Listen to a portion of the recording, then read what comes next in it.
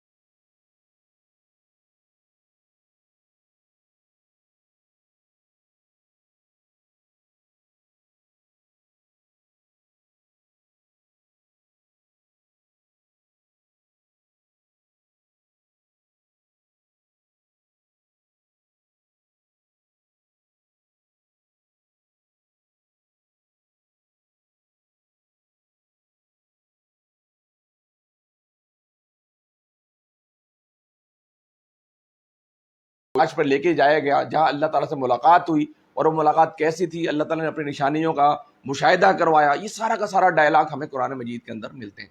تو وہ سدرۃ المنتہا تک جو ہے کون گیا؟ جبرائیل علیہ السلام. اس کے بعد جبرائیل علیہ السلام نے کہا کہ اب میں نبی اکرم صلی اللہ علیہ وسلم نے کہا کہ میں اس سے آگے نہیں جا سکتا، اگر میں ایک تھوڑا بھی ذرا آگے گیا تو میرے پر جو ہے وہ جل جائیں گے، مجھے یہاں سے آگے جانے کی اجازت نہیں ہے. پھر اللہ تعالیٰ کے نبی صلی اللہ علیہ وسلم جو ہے نا وہ آگے جو ہے وہ چلے گئے. یہاں پر یہ دیکھیں انہوں نے، وہ اکثر کیا کرتا تھا، مشرکین مکہ کہتے تھے کہ نبی تو جھوٹ بول رہے ہیں، اس نے تو کچھ دیکھا نہیں. تو اللہ تعالیٰ نے ڈائریکٹ کہہ دیا، خود بتا دیا اب کیا تم اس چیز پہ جھگڑتے ہو جس سے اس نے آنکھوں سے دیکھا؟ کس نے دیکھا؟ نبی مہربان صلی اللہ علیہ وسلم نے تمام کے تمام چیزوں کو، جبرائیل کو آنکھوں سے دیکھا، اللہ تعالیٰ کی نشانیوں کو آنکھوں سے دیکھا، سدرۃ المنتہا کو آنکھوں سے دیکھا، جنت الماوا کو آنکھوں سے دیکھا، جہنم کا مشاہدہ کرائے گا. یہ سارے مشاہدے کرائے گے. تو وہ اللہ تعالیٰ کے نبی صلی اللہ علیہ وسلم کو وہ اللہ تعالیٰ خود کہہ رہے ہیں، اپنی وحی کے اندر کہہ رہے ہیں کہ وَلَقَدْ رَأَوْا نزلۃ الاخرى، کہ اب کیا تم اس چیز پر جھگڑتے ہو جسے اس نے آنکھوں سے دیکھا ہے. اور پھر آگے آنکھوں سے دیکھا. یہاں پر زبردست ایک علامہ اقبال کا شعر کا ایک میں مصرع سناؤں گا کہ کلندر ہرچ گویت دید گویت، کہ کلندر جو دیکھتا ہے وہی بیان کرتا ہے. جو اس نے دیکھا تھا سدرۃ المنتہا پر، جو دیکھا، جو اللہ کی آیات کی نشانیاں، توحید، آیات و انفس کی نشانیاں جو اس نے دیکھی، اس نے مین وان بیان کر دیا کہ میرے رب نے مجھے ان چیزوں کا مشاہدہ کروایا. ٹھیک ہے. پھر آگے اللہ تعالیٰ فرماتے ہیں کہ جو کچھ سدرات پر چھایا ہوا تھا، نگاہیں نہ چندیائی نہ حق سے متجاوز ہوئی. وہ کہتے ہیں کہ جیسے انٹینس لائٹ ہوتی ہے، کوئی لائٹ تیز پڑتی ہے آپ کی آنکھوں میں، آنکھیں آپ ایک دم پھیر لیتے ہیں، بند کر لیتے ہیں. جیسے کوئی ویلڈنگ کی لائٹ چل رہی ہو تو آپ کے سامنے یہ گئے ایک دم آپ آنکھیں پھیر لیتے ہیں. تو وہی کہنے ہیں کہ اللہ تعالیٰ کی جو نور کی تجلیات کے پاس جب سامنا مشاہدہ ہوا نبی مہربان صلی اللہ علیہ وسلم کا، تو اللہ تعالیٰ خود بیان کر رہے ہیں کہ نگاہ نہ چندیائی نہ حق سے متجاوز ہوئی، اور اس نے اپنے رب کی بڑی بڑی نشانیاں دیکھی. یعنی اللہ تعالیٰ نے ہر چیز کھول کھول کر کے مشرک مکہ کو اللہ کے نبی سمجھا رہے ہیں اور وہ سمجھ نہیں رہے. تو اللہ تعالیٰ نے محسوس کیا کہ اب میں جو منوان، میں اپنی زبان میں اپنے فرشتے جبرائیل علیہ السلام کے ذریعے ان کو ہر چیز کھول کے سامنے بیان کر دوں. تو یہاں پر دیکھیے زبردست علامہ اقبال کا ایک اور ذوق و شوق نظم کہ جس کے اندر فرماتے ہیں کہ عین وصال میں مجھے حوصلہ نظر نہ تھا، گرچہ بہانہ جو رہی میری نگاہ بے ادب. وہ کہتے ہیں کہ جب مجھے، بڑے زبردست علامہ اقبال نے کہا کہ اگر مجھے دیدار کا وہ نظر، وہ عین وصال میں مجھے حوصلہ نظر نہ تھا، اگر مجھے دیدار یار نصیب ہوتا، وہ میرے سامنے آ جاتا، تو میری نگاہیں یہ تلاش کر رہی ہوتی کہ میری بے ادب نگاہیں تلاش کر رہی ہوتی کہ کسی طرح میں اپنے یار کا دیدار کر لوں. لیکن اللہ کے نبی صلی اللہ علیہ وسلم کو وہ کہتے ہیں کہ اللہ کے نبی صلی اللہ علیہ وسلم کی نگاہیں حوصلہ بھی تھا اور اللہ کے نبی صلی اللہ علیہ وسلم دیکھ بھی سکتے تھے، لیکن اللہ کے نبی صلی اللہ علیہ وسلم کے حد ادب سے تجاوز نہیں کیا. جتنا ان کو کہا گیا تھا اتنی انہوں نے نشانیاں دیکھی، جتنا ان کو بتایا گیا تھا اتنی چیزیں انہوں نے دیکھی، اور اس کے بعد وہاں سے معراج سے واپس کی طرف تشریف لیا ہے. یہ ہم نے پہلے رکوع میں پڑھا تھا. اس کے بعد دوسرے رکوع میں یہ جو بتایا جا رہا ہے کہ بھائی کیونکہ جو مشرک مکہ تھے نا، انہیں لات، منات اور عزا، یہ 3 دیویاں تھیں کہ جن کو پوجا کرتے تھے، اور وہ کہا کرتے تھے کہ جو دیویاں ہیں یہ اللہ تعالیٰ کی بیٹیاں ہیں، یہ اللہ تعالیٰ کی بیٹیاں ہیں، اور فرشتوں کے بھی اللہ تعالیٰ کی بیٹیاں کہا کرتے تھے. تو اللہ تعالیٰ نے کہا کہ بھائی تم یہ جس کو خود اپنے لیے تو بیٹے پسند کرتے ہو اور میرے لیے تم نے بیٹیاں پسند کر رکھی. تو وہ کہتے تھے کہ تم نے کبھی غور کیا ہے کیا بیٹے تمہارے لیے ہیں اور بیٹیاں ہمارے لیے؟ یہ تو بڑی دھاندلی کی تقسیم ہوئی. یہ دوسرے رکوع کے اندر اللہ تعالیٰ نے ان کو تھوڑا وارن کیا کہ تم جن چیزوں کو تم نے اپنا دیوتا بنا رکھا ہے، کہ جن چیزوں کو تم نے اپنا رب بنائے رکھا ہے، کہ جن چیزوں کو تم نے اپنا الہ بنا رکھا ہے، کہ جن دیویوں سے تم مانگتے ہو وہ دینے والی نہیں ہے. دینے والی ذات کون سی ہے؟ اللہ تعالیٰ.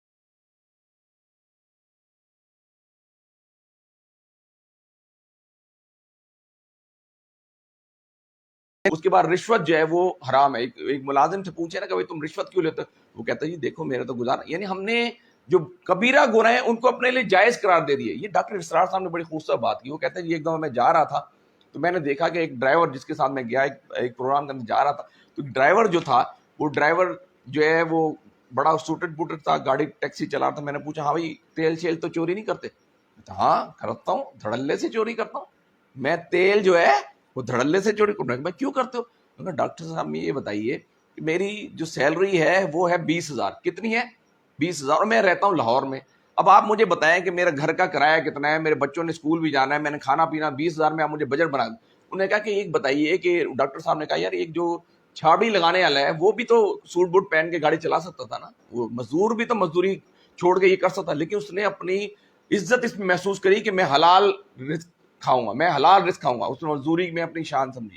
ایک چھاپڑی والے نے چھاپڑی لگانے عزت سمجھی, لیکن اس نے اپنا شارٹ کٹ تلاش کیا. انہوں نے کہا آج ہم نے کیا کیا, جو یہ یہاں آگے دیکھیے, یا کبائر الاسم والفواحش. ایک تو نیک لوگ کیا کرتے ہیں, کبیرہ گناہوں سے بچتے ہیں, اور فواحش یہ بے حیائی کے کاموں سے بچتے ہیں. کہ ان کے سامنے کوئی اگر یعنی ایک لڑکی آ جاتی ہے کہ جو یعنی اس کو ان کو پتا ہے کہ جو ایک خاتون ہے, ایک لڑکی ہے کہ جس کو دیکھنا حرام ہے, اور اس کی نگاہیں کے نیچے جھک جاتی ہیں, تو نبی مہربان صلی اللہ علیہ وسلم فرمایا کہ اس کی آنکھوں کو فرشتے بوسہ دیتے ہیں. آج ہم کیا کہتے ہیں, پہلی نگاہ معاف ہے, ایسی نگاہ کرتے ہیں, پورا انالیسس کر کے رکھ دیتے ہیں, ایسی ہے نا, پورا اس کا جناب ہم پورا اسکین کر کے چھوڑ دیتے ہیں کہ. تو اس لیے وہ مومن کو بتایا جا رہا ہے کہ مومن جو ہے کبیرہ گناہوں سے بچتے ہیں اور فواحش برے کاموں سے اجتناب کرتے ہیں.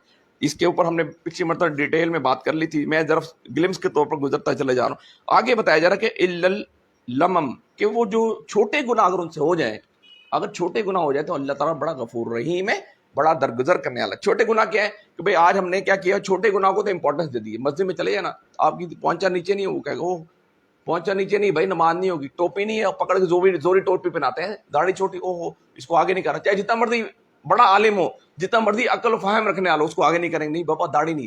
چھوٹا گناہ ہے بھائی, داڑھی کا یہ چھوٹے گناہوں میں آتا ہے, پہنچا چھوٹے گناہوں میں آتا ہے, ٹوپی چھوٹے گناہوں میں آتی ہے. ہم نے کیا کیا, ان چھوٹے گناہوں کو اتنا زیادہ فوقیت دے دی کہ اصل گناہ. ہمارا مولوی جو ہے, ہمارے نیک لوگ جو ہیں, بعض اوقات کیا کرتے ہیں, مسجد کے نمازوں پہ تو ٹکا کے زور ہے, اور یار جب دکان پہ آتے ہیں تو جہاں چوری, سب سے زیادہ مہنگا مال وہی بیچ رہے ہیں, سب سے زیادہ چیٹنگ وہی کر رہے ہیں, اس لیے کہ انہوں نے اس کو گناہ سمجھا ہی نہیں. انہوں نے گناہ اس کو سمجھا, چھوٹے گناہ کو, بڑے گناہ کو گناہ ہی نہیں سمجھتے. تو یہاں پر یہ ان چیزوں کا تذکرہ ہم نے کیا تھا. آگے آئیے اب ہم اس کو ذرا آیت وائز لے کے چلتے ہیں, ورسز میں پڑھ لیتے ہیں ایک دو, پھر ہم اس کو لے کے چلیں گے. اعوذ باللہ من الشیطان الرجیم, بسم اللہ الرحمن الرحیم. افرعیت الذی تولی وعطا قلیلا وعقدا عنده علم الغیب فهو یرا ام لم ینبأ بما فی صحف موسیٰ وابراہیم الذی وفى. صدق اللہ العلی العظیم.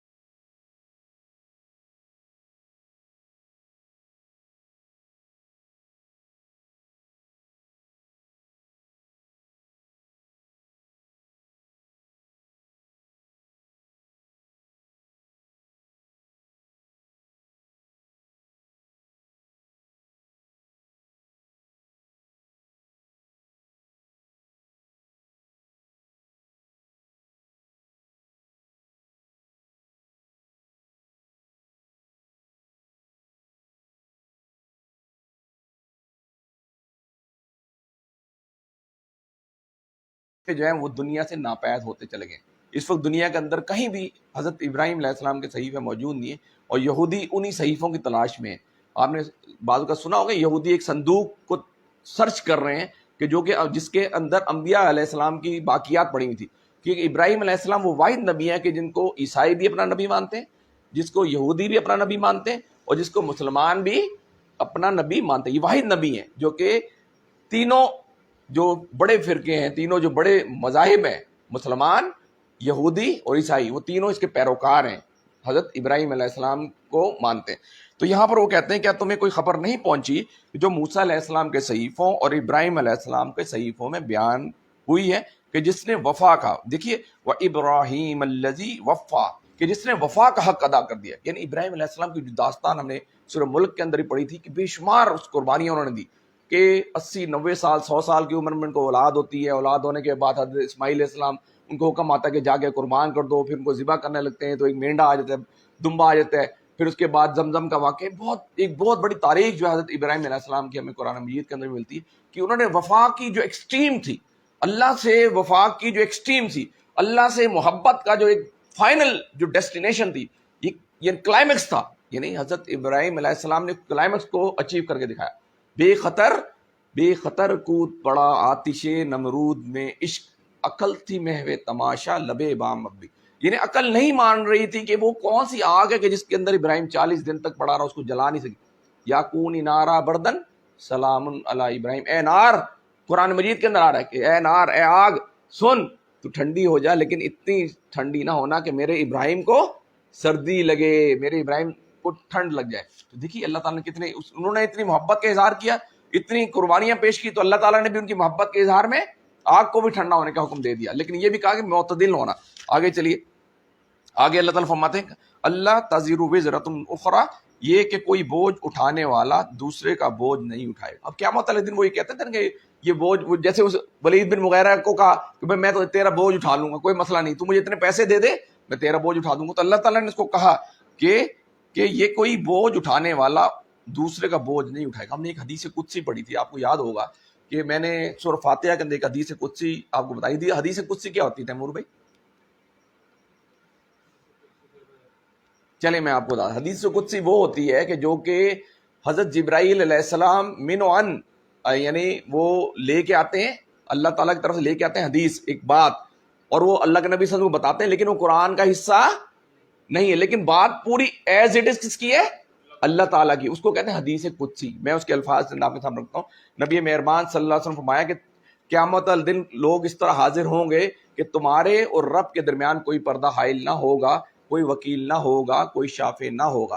دائیں طرف دیکھو گے تمہیں اپنے اعمال نظر آئیں گے، بائیں طرف دیکھو گے تمہیں اپنے اعمال نظر آئیں گے، سامنے دیکھو گے تمہیں جہنم نظر آئے گی. یعنی اس طرح انسان فردن فردن جو ہے اللہ تعالیٰ کے حضور پیش ہو جائے گا. آئیے میں آپ کے سامنے سورہ مریم کی آیت کی رکھتا ہوں کہ وَكُلَّهُمْ آیَاتِ يَوْمِ الْقِيَامَةِ فَرْدًا، سب قیامت کے روز فردن فردن اس کے سامنے حاضر ہو جائیں گے.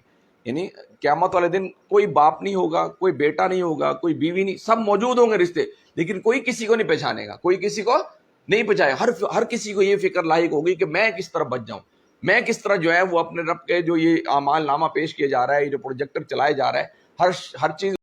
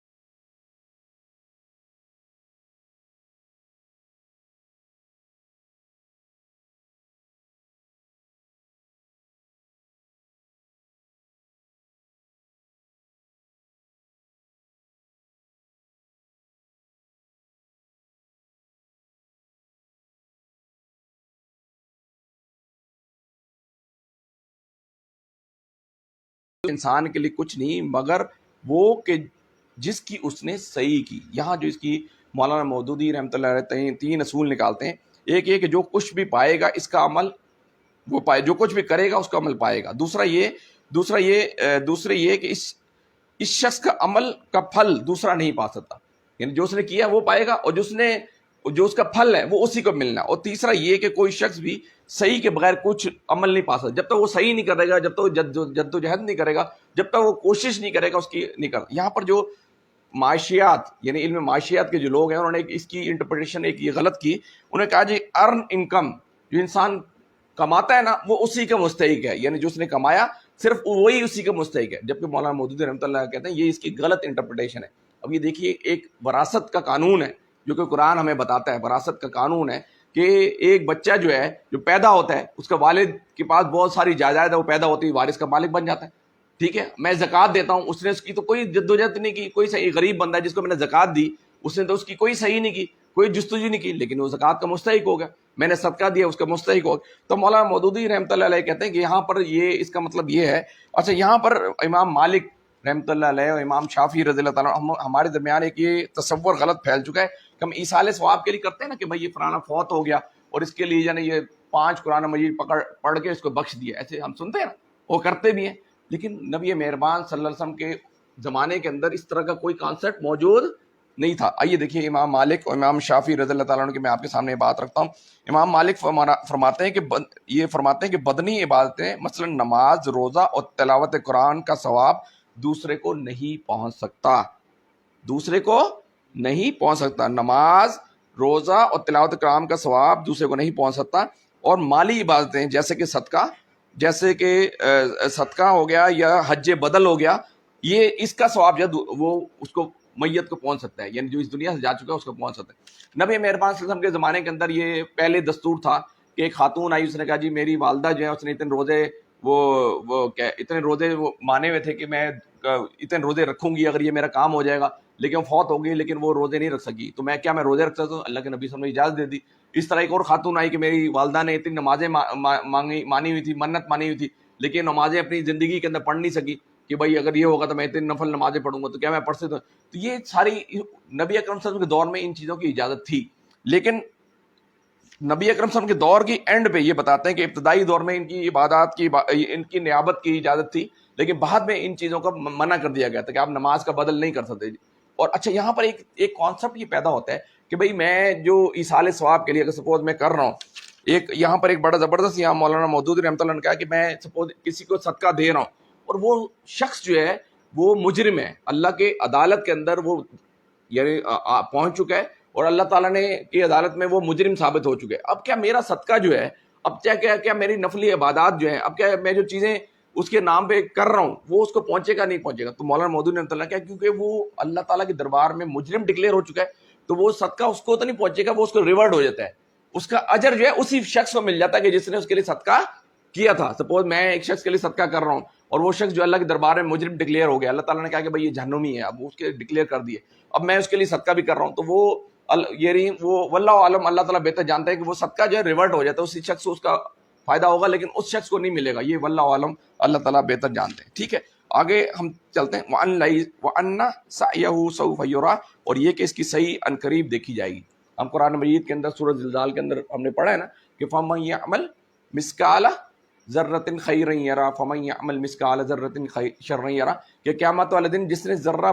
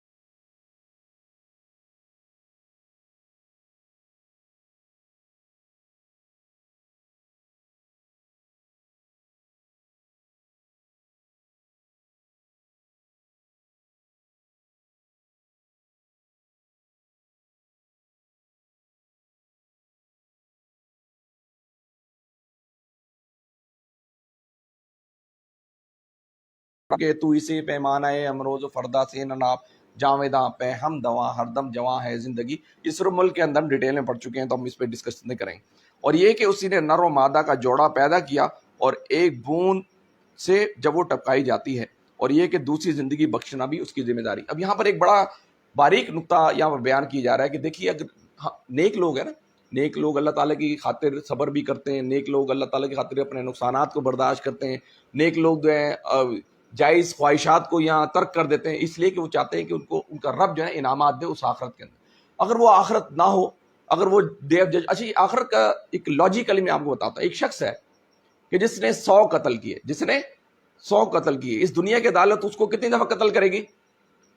ایک دفعہ قتل کرے گی. اب 99 بندے جو قتل ہوئے ان کا حساب کون لے گا؟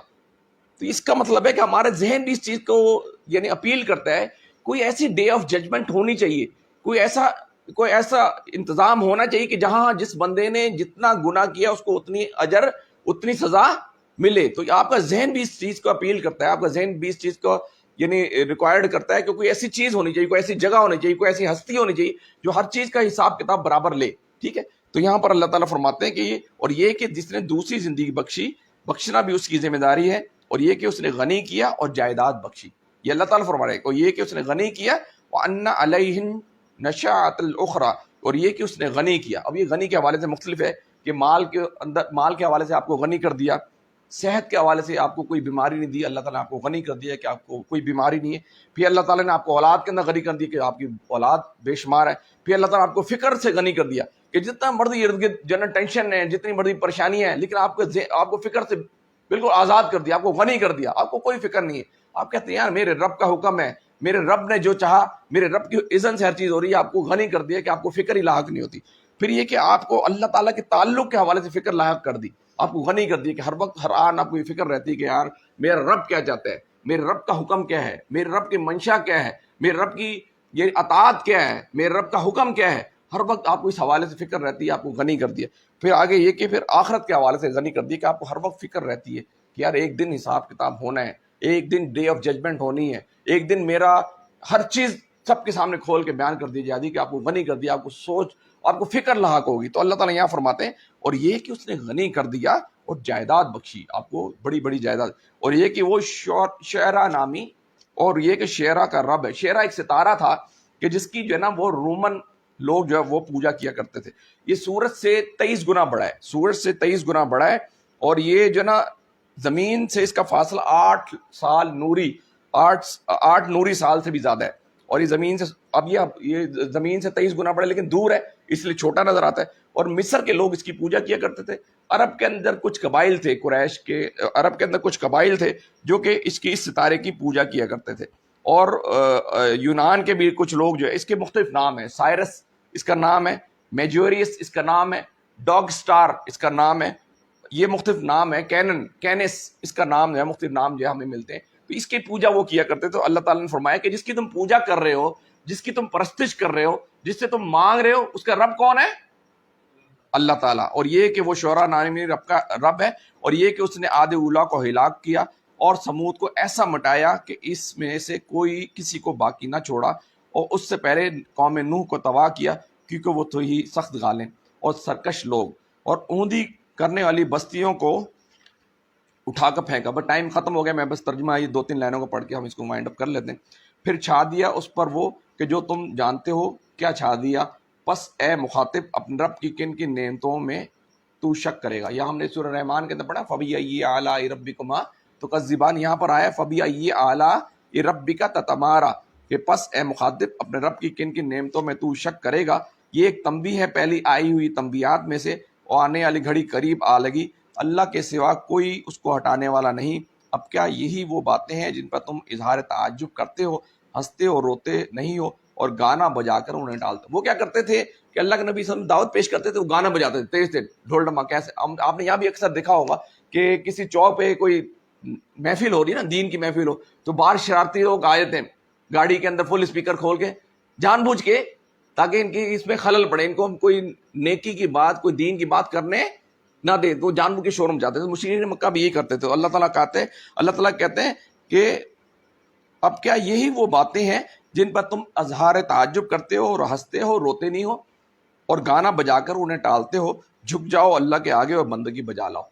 تو یہ جو جب یہاں یہ جب اللہ کے نبی صلی اللہ علیہ وسلم نے یہ جو آیتیں پڑھی نا، جو مشرکین مکہ کے بڑے بڑے سردار بھی وہاں بیٹھے ہوئے تھے، جب پہلے رکوع پڑھا تھا ہم نے پڑھا تھا، سوائے ایک سردار کے باقی سب سردار جو ہے وہ جھک گئے، یعنی وہ مشرک تھے، اللہ کو نہیں مانتے تھے، لیکن یہ کہ وہ جھک گئے۔ یہ جو اس کے اندر جوش خطابت ایسا زبردست تھا، اور اللہ کے نبی صلی اللہ علیہ وسلم کی آواز اتنی پیاری تھی، اتنی میٹھی تھی کہ انہوں نے اتنی پیاری آواز کے اندر جب اس کو تلاوت کی تو وہ مشرکین مکہ کو سمجھ نہیں آیا، وہ اللہ کی کبریائی کو سن کر ایک دم سجدے کے اندر گر گئے، سوائے ایک سردار کی۔ اسے مٹی زمین اٹھائی اپنے سر کے اوپر ڈالنا شروع کر دی کہ اس سے بہتر ہے کہ میں سجدہ کروں، میں اپنے اوپر مٹی ڈال لیں۔